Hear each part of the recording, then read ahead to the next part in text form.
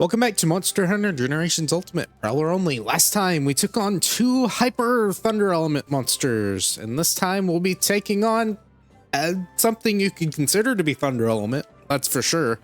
Though that's not really his only element that he can use. You probably know who I'm already talking about because you saw the thumbnail.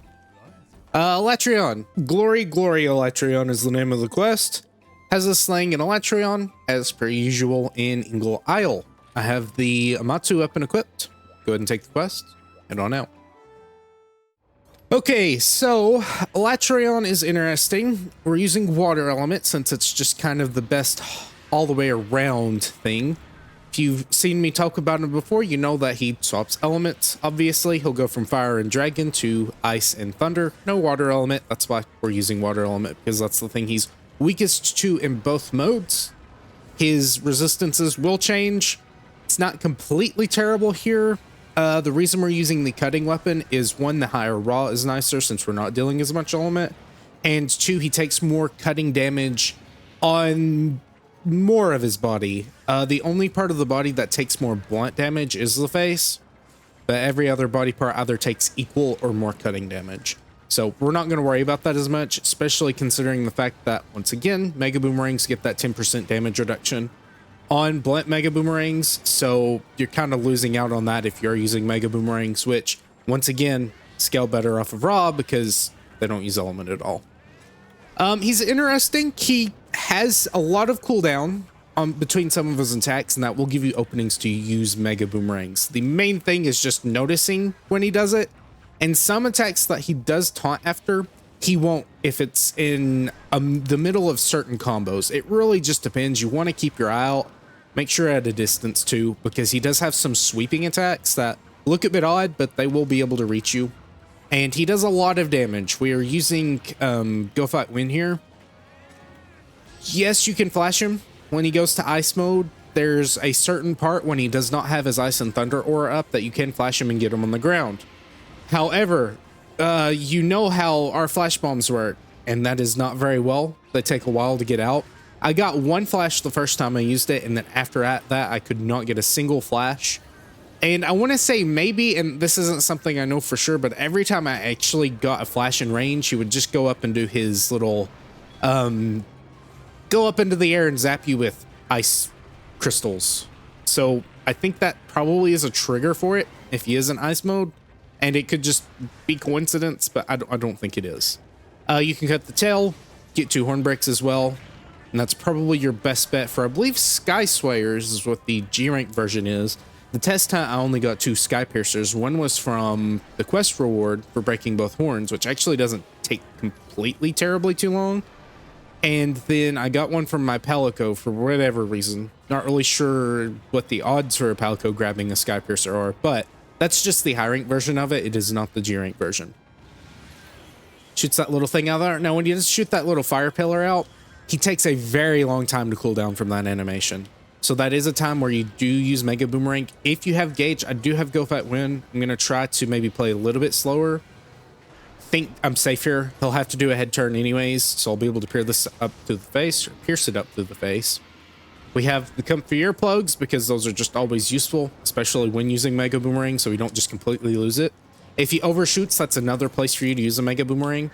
The real thing limiting our damage here is just whether or not we have gauge to use Mega Boomerang. And since we're not using a deviant weapon, it won't be charging up as fast, and obviously he's not a hyper monster either. But even when the monster has long cooldowns, if we don't have Mega Boomerang, we can still just attack him regularly, which is really important because his face is the only weak spot.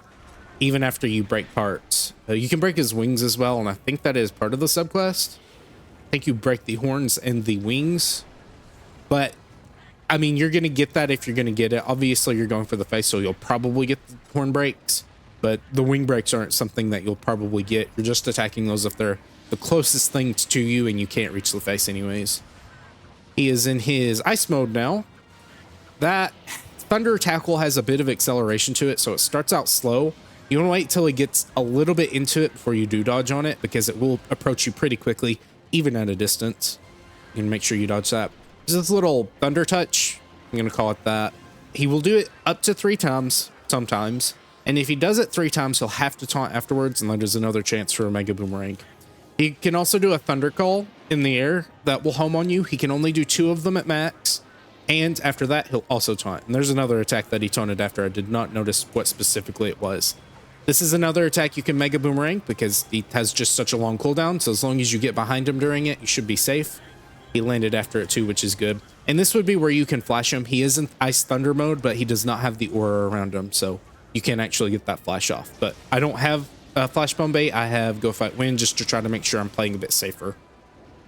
If I didn't say it before, he has 18,000 health, which is a lot, but it took about 29 minutes on my run through with it, and that was me not punishing him as often as I could have because I was still trying to learn the fight in G rank a decent amount. So not really that long for what they consider to be one of the most, I don't know, strongest lure monsters in the game. It's a black dragon, so it's one of those really tough guys, apparently. If he does this the 3rd time, we'll punish him. We'll try to punish him. Now, sometimes he'll do it a 4th time. He hardly ever does it, though. I kind of think it's funny that he did it a 4th time there. But yes, he can do it a 4th time. If he does it the 4th time, just make sure you're off to the side where he can't reach you. When you start your Mega Boomerang, you should be fine. And after the 4th one, he'll taunt. Again, it's a lot of times just trying to watch his attacks and see what he dances after. Or taunts. All right, there's an attack. We could have punished that, but I do want to try to get some gauge whenever our Mega Boomerangs are now, or not our Mega Boomerangs, just our regular buffs. That way I can reapply. He should taunt after this. Well, actually, he doesn't taunt after that. It's just a very long animation for him to do. Little hop back. And that kind of cancels some of the animation when he does the hop back fireball. He doesn't do that very often, at the very least from the last hunt that I tested him on. However, it may be one of those attacks that sometimes he does it all the time, and sometimes he just doesn't do it at all. Little horn sweep tackle. Try to get close to him. Lead my shots into his face here. He's going to tackle. That can be led, especially if you're at range. It really depends on what side you're leading to or walking towards. You're going to feel it a lot more if you're playing as a hunter, and especially without adept dodges. But as a cat, we're so small anyways that he may just completely overshoot us. He was not designed with cats in mind, so a lot of his attacks do just reach way too far, and he will just very much miss you. And again, those are chances where you do get your Mega Boomerangs out. There is the first horn break. Again, does not take long at all, a little over 5 minutes. I want to say it was like 77% when I got the first horn break. However, I wasn't focusing on the face as often, and I wasn't used to his moveset as much, so I was playing a lot more cautiously. Obviously, you can get a tail cut too. Doesn't really help in this regard because you only get that tiny little edge off of it. So it's not like in a Cantor break where you get a large portion of those hitboxes reduced. Maybe a small amount when he does his tail flip in the air. That's the combo attack. Waited a little too long here, so maybe we're safe. The little thunder touches here also do have trimmer on the outside of the hitbox.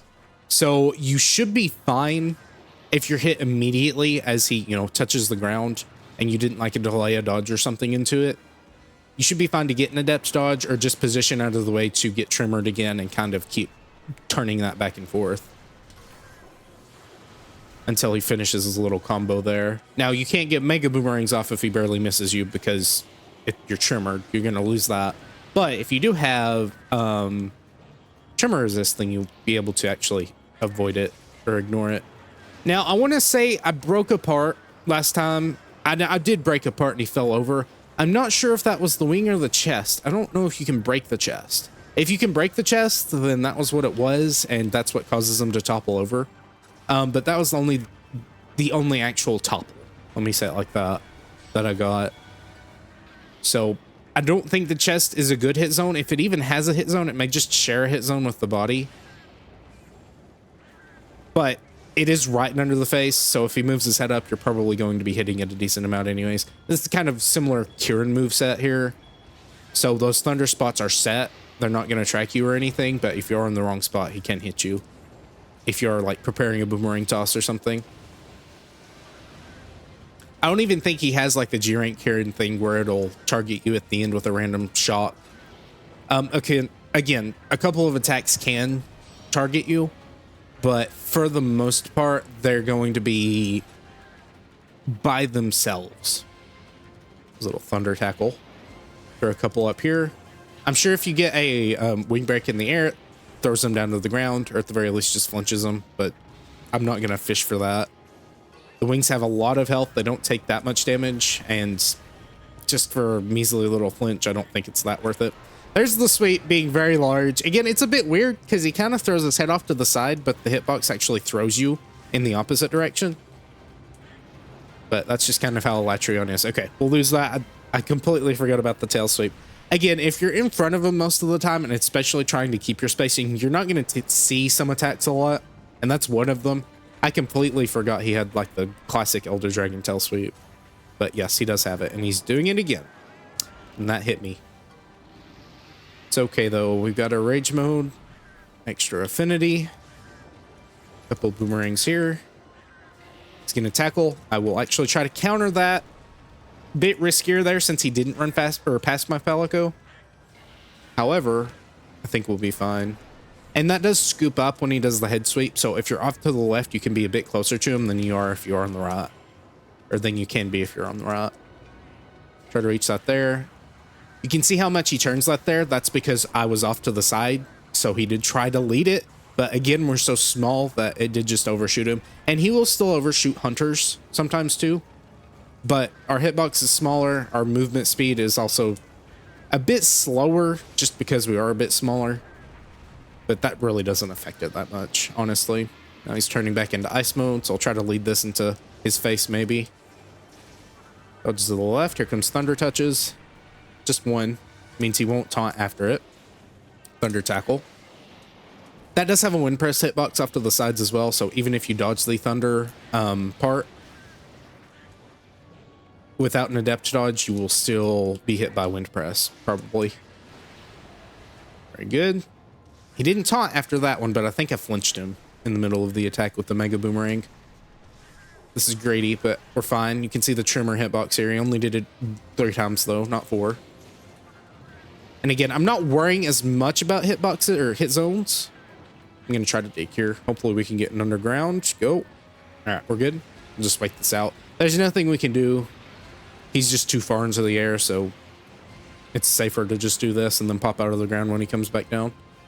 Now, he may end with an attack sometimes. I don't think so, though. Actually, he landed last time, too, and there's the second horn break. Again, pretty early. I'm pretty sure that was... Yeah, it was. Okay. Oh, there's the other. I fainted twice on the test hunt. Again, he can take you down pretty quickly, and it probably isn't helpful that I have -12 Thunder Resistance and -16 Dragon Resistance. You'd probably use a set like Valstrax for less Thunder Resistance, but just kind of better general resistances, if I can speak. Because that's generally the piece you would use if you want to try to offset some of the negative resistances from the high defense sets. This is probably one of the rare cases where that actually matters, because in general, you can just make a set for whatever particular element you're fighting. And multi-monster quests also count for that as well, I guess. So that would be something else you're keeping in mind if you're wanting just general resistances and not hyper focusing on one specific element. All right, here comes a turn. Don't think that'll hit. He's going to taunt. I'm going to go off to the left here, try to lead my shot up in the air. He did not turn fast enough, though. Little tackle. Aim for the wings here. Just to the left. Throw one out. He's going to tackle once more. And again, you're seeing I can't really get too much gauge just from attacking him. It is kind of jarring going from fighting hyper monsters with deviant weapons to a regular monster with a regular weapon.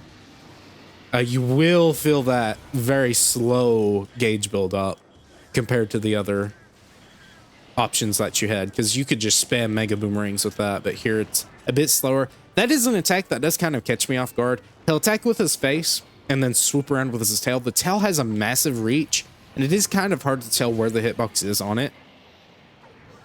I think it's still just the same. Obviously, it's probably pretty tight. Yes, I know it's an older game, but it still is fairly fair. It's just that it comes around wildly and is hard to predict. That's where the main issue comes into play. I think he'll land after this. We'll see. If he does it a third time, okay. And that is definitely a chance for a Mega Boomerang you want to take advantage of. I guess he just gets tuckered out flying for that long, using those ice spears. Very good. Now, that little thunder call there that he does forward, it'll send out a wave of just predictive strikes, and that's where you're going to stay away from before the actual strikes come in. I don't think you take any damage from the little markers. I think if you would, it'd be a bit cheap because it does come out very quickly, but you may. Again, I'm not 100% certain. Like there, you saw that marker hit me, but I didn't actually take damage. The thing I took damage from was dodging into an actual one.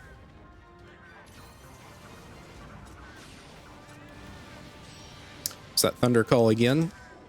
I need to look for an opening now. This is my time to do it. I maybe could have gotten a Mega Boomerang out there, but here come the thunder touches. Just one. Can't counter that. Okay, you can counter that little ice spear toss. I think he can do 2 in a row though, so you still want to be careful.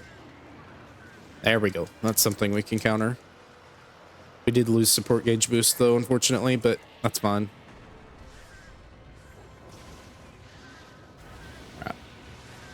That looks like another attack you can counter with a Mega Boomerang. Again, I'm just trying to watch for timings and see if I think I can get something out before I have to dodge. Okay, there's Palico getting a tail cut. Good job. They're not going to get any poisons or anything because they're so infrequent in their attacks. That was probably a wing break. It's kind of hard to tell because his wings are just kind of tattered as is, but maybe that left side, or left at the very least, is broken. However, the other one has a hole in it too, so maybe not. Comes the tackle. Try to counter it.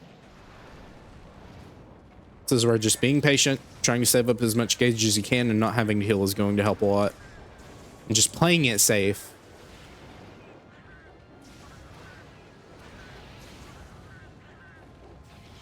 I am curious what like a Mega Boomerang set could do here. Like just building for pure raw.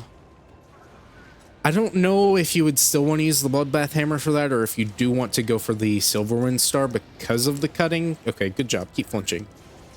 That's good. That's a hop back, so he does not flinch. Oh, wait, no. He did taunt after that, so it may have been because he was in a combo there. You don't always want to just look at the one attack and assume, because he can just move out of that sometimes and just wallop you. He didn't taunt after that one. So you see, again, you want to play it safe. I think I may be safe here. I'm not.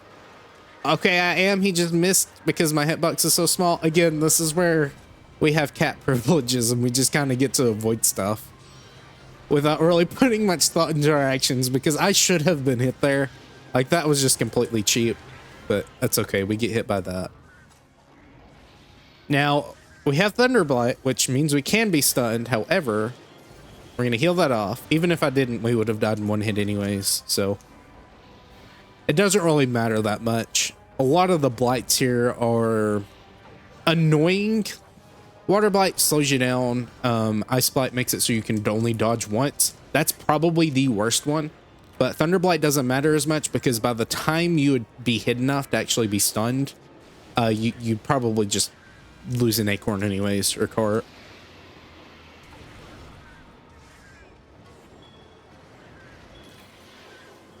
A little thunder call here. I'm going to back up, try to charge these, reach the wings. It's so close. Not close enough, though. Throw one out here. Really need to look for openings now. I could have actually used it there when he taunted, but I failed to do that. I'm going to be greedy. Throw this out. I think I'm okay. He's got a head turn. Okay. That's okay. I'm fine with that. Again, this is a fairly difficult fight if you're just trying to be casual about it. And especially since I've practiced on it, I think I can do better, but I'm not really that worried. If it were like a Great Macau or something, that'd be a little embarrassing. No, it's not. It's an Alatreon. He's not as difficult as his world counterpart. It's different. Obviously, it's different. Completely different structures on how the games work. One's more action-oriented. This is more predictive and planning and all that. Yeah, I can't really say it's more difficult, honestly. In some ways it is, in some ways it isn't. Like, if you're really good in either game, he should be fine. But you are more limited here in what you can do. But so is he. I'd say the worst part maybe about it is the horn breaks that you have to go for. So if you're not as comfortable with playing around his moveset, you're going to have a harder time there. And I think that in general is what it is, because here we don't have to worry about breaking the horns. And I guess the main problem about breaking the horns in the world one is even if you do break both horns, after that he can still switch his elements, because element switching is different in that game. Here he can just kind of do it as he pleases. But in world, he's got to do his supernova. And there's element stuff, which I don't mind the element stuff. The main problem I have is the element switching being just kind of all over the place. Like, I don't mind them having to use an element. That's fine. It's the... And even then, I like Alatreon as a fight. It's a fine fight. But the forced horn breaks that you have to get, and even if you break both of them, like if you're too quick on the break on both parts, then he's just kind of stuck being able to switch elements and you can't do much. Now, if you're breaking the horns that quickly, you're probably getting rid of them that quickly too, so you don't have to worry about the element switching stuff. However, it does kind of lock you into being like, okay, I have to do this, I have to do this. It's more like a checklist fight. So the element DPS check, while fine by itself, does just kind of get bogged down a bit. However, again, like I said, I do like the fight overall. It just does have some annoyances. Here, you know, you just can kind of use whatever you want with it.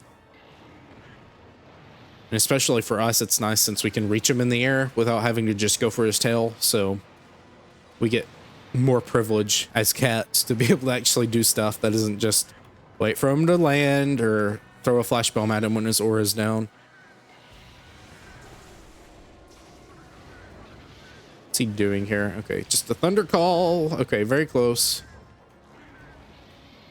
I am out of piercing boomerangs here, so I do need to apply that at some point. Also, the little marker for his thunders or his lightning bolts is a bit smaller than the actual hitbox, so don't use that as a marker to see how far it'll hit, just where the general hit will be. He's gonna swoop up, never mind. He has similar animations sometimes. So like whenever he jumps up in the air and does the swoop, it's similar to the start of that little thunder call animation. So you do still want to be careful. Not just assume, because again, that's where we've lost most of our acorns. That's bad. And it does, again, you want to be careful. And this is just kind of where the predictive aspect goes. Since we can't just immediately dodge out of a boomerang toss, we do have to be careful to where we're safe before we actually start the throw. There's commitment to it. Even if you know, can still hold it, there's still that commitment. Similar to Greatsword in that regard, even though obviously it's not dealing as much damage. It's ranged. I guess it'd be similar to Bow, more so.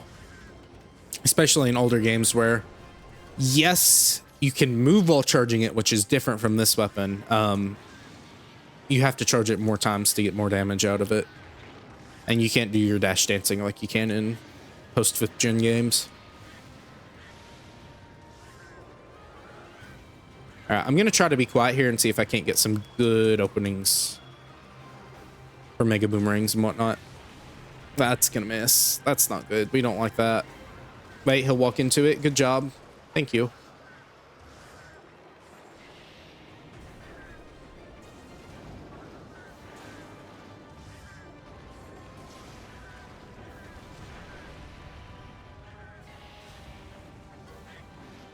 This is a bit greedy, so it may not hit.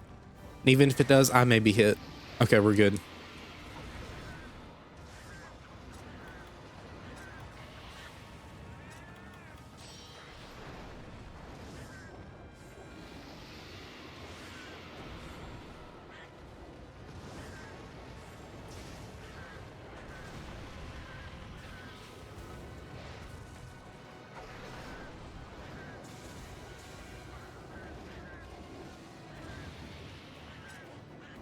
Think I'm safe here? Should have started that a little earlier. Yeah. Again, sometimes they'll taunt afterwards. Sometimes it'll just be a long animation. I forget the tail for each one and fumble it. I thought he was in the middle of a combo there. Again, it's kind of bad to forget what he's doing immediately after he does it, but leave it to me to find a way to do that.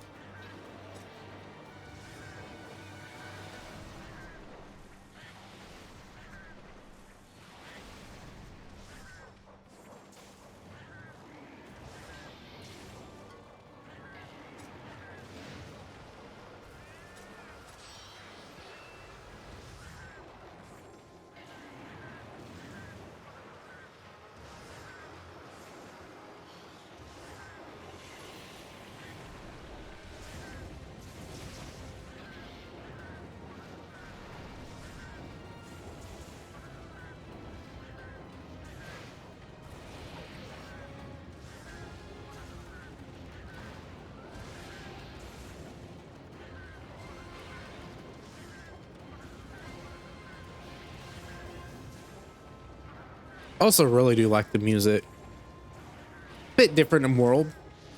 There's, I think, maybe another Easter egg, I guess you could call it, to Try's main theme, but the main one's just in that little melody section in both versions of the theme.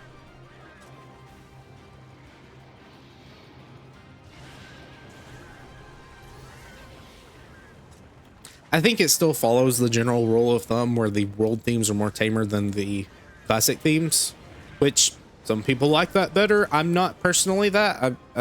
Even with Mizutsune, the themes that have come out so far, as of this recording, they may make another one that's really cool or something, but I still like the original better just because the punchiness of the themes are so good in the older games. You really feel the danger, I guess, of the monster. So, like, the world themes capture, I guess, the elegance of the creature, while the older themes catch the danger of it. Which, you know, I started with Space Generations on 3DS, so that's kind of where I started the series with and made a lot of memories with it. So I do have that preference.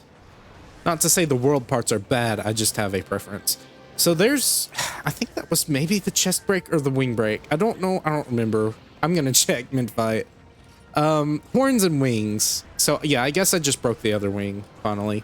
He didn't fall over, so that's not the one where he does fall over. So maybe that was just a chest break that I got when he did fall over. I don't know.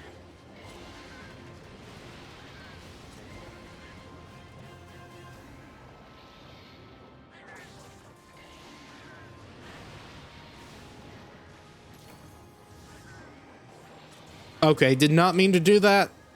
I don't know where I thought I was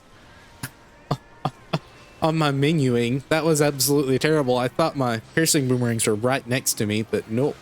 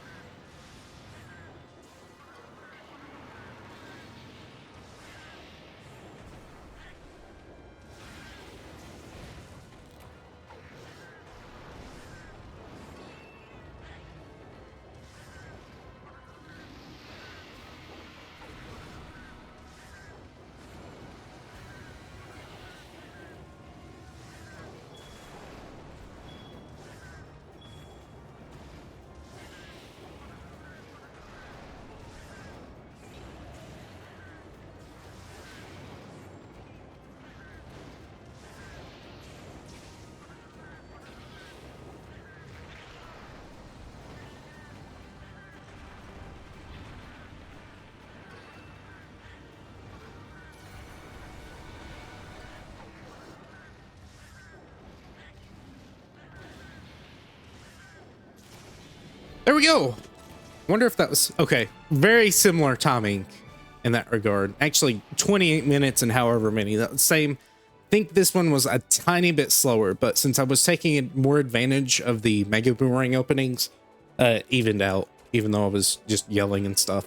Got a Sky Piercer there. And the interesting part about Alatreon's carves, and I've probably said this before, we're gonna get all Sky Piercers, aren't we? No, there's a Pallium, but a lot of Alatreon's parts are named after the rare materials that you get from other monsters. Apparently Sky Piercers aren't really that rare, actually. I thought they were rare, but we got 4 from that one thing, and then we carved the tail. Now, the tail probably is just mostly dire tails. However, we got a mantle from that one. I got 2 dire tails from the first carve. There's just a standard tail, that's the first 6 version. But either way, carved them up. Again, fairly simplified for all of the bigness that you can consider them to be. I'm actually going to see maybe if we get a Sky Swear. I'm not sure. I don't think it's that important because we don't make Alatreon gear, but we'll find out once we get to the reward screen. No, just a Sky Piercer and webbing for the wing break. So I guess that's nice, but I'll have to check real quick. But in the meantime, we got some dragon gems. That's just the probably rare material for rare 7 stuff. So again, I'm going to quit rambling. I'll see you back at base. All right, back to base. The Sky Square, I cannot say it, Sky Swayer is a 50% chance when you win the head. So I guess I just got the 50% for Sky Piercer both times, which is weird. But the equipment, I think it's okay. So the Escador Scythe, it is balanced at 200 raw and 28 dragon on the melee side, and then 200 raw and 22 dragon on the boomerang side. So not terrible. And it does have 0% affinity. You know, white sharpness, that high raw and then dragon helmet, it's pretty good. I don't think it's going to be beating out like the Fatalis one or the other one. If I can find it, should be over here. This one, yes, it's only 8 more element, but you get 10% affinity on it, and it's only 11 raw less. So you're just kind of trading off raw for element, which in some cases is better, some cases worse. But I think it is really just the affinity on top of the element that does make this one slightly better. However, if you are using Mega Boomerang, you may consider it. It just depends on how much you want that affinity. If you're running crit boost, which you're not, but if you are for whatever reason, this one has more value. And then Fatalis has different use cases because it's not just raw and sharpness. It's low affinity, lower sharpness, but higher raw and element.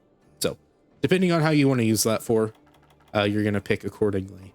Now the armor, it's only 158, which is on par with the other special Elder Dragons that isn't Fatalis. So you can make it. I don't see you going out of your way to fight Alatreon, a Cantor, and Yukonlos just for an 158 armor that has middling defenses or middling resistances on everything.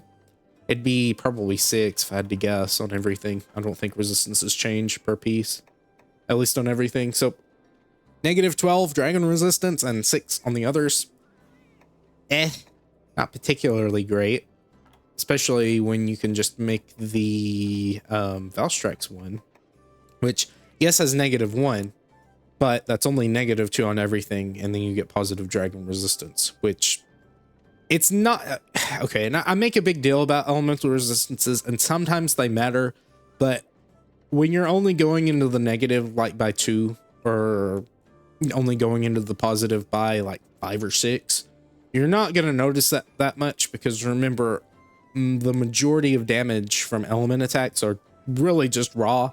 It just really stings when you have over like 10 negative resistance in something and you're not, you know, planning accordingly for it.